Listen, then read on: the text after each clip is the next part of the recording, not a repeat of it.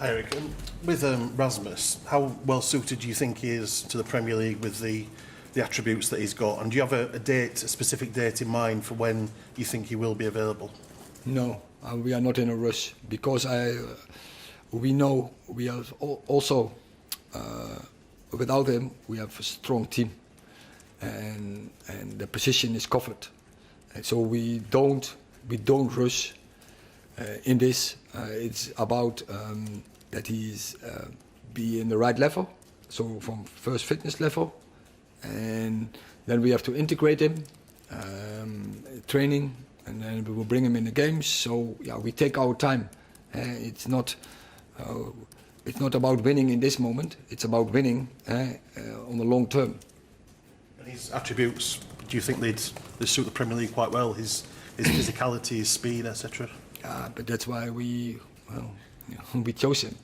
That he has the potential, as you say, the physicality, his speed, his character, his hungriness, determination for goals.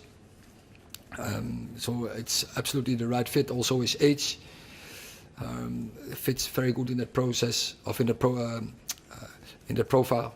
So yeah, we are very confident we found the right striker, but he needs time to integrate, and of course now he's not be available from the start. Yeah, it delays the process.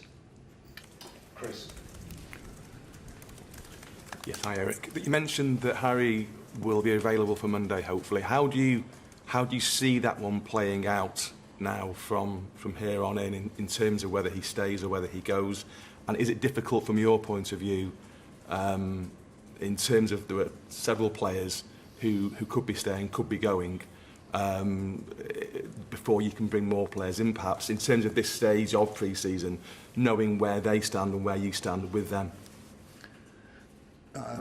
Maybe I repeat myself, but so we don't have a squad with 11 players, and last year proved definitely we need all the players.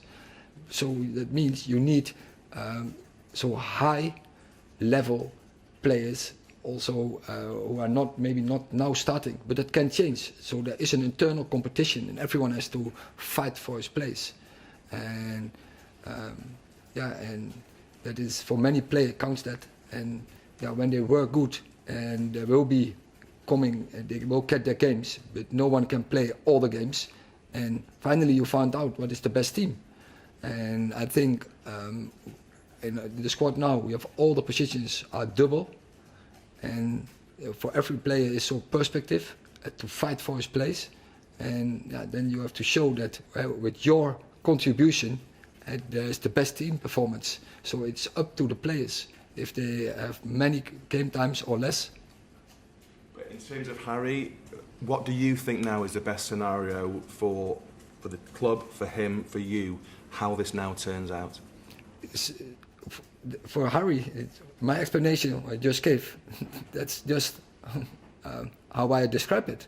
So he has to fight for his place, and he has the abilities to be top class centre back. He is the best for England, so why shouldn't he be the best for us? But he has to prove it, and yeah, when he is not confident enough to go in that fight, then he has to go. Then he has to make the decision. But I'm happy with him. Better than you would have hoped. I think we couldn't expect this where we are now. When we look back for 1 year and we ended where we ended, third place, losing FA Cup final, where probably was more to get, and winning another trophy. We show that we could beat all the good teams, the best teams in the world. I think from there on we have a really good foundation, and now we have to work on that. We do it consistently. And you have that good foundation to go further, go higher. Exactly, we have a good foundation, and if we now work well, so with the right plan and with the right efforts, put the right efforts in, then work on a consistent base to get that in. Yeah, we will be more successful, and I believe that we can make that step. You said last season about having keepers who are experienced in reserve. With Tom's injury, and I know Dean there's been the possibility of him going to Nottingham Forest, but do you think you'll keep Dean Henderson now, given the injury to Tom? Oh, but he was always in my mind. So I think we have a strong keeper group with Onana, Henderson, Heaton.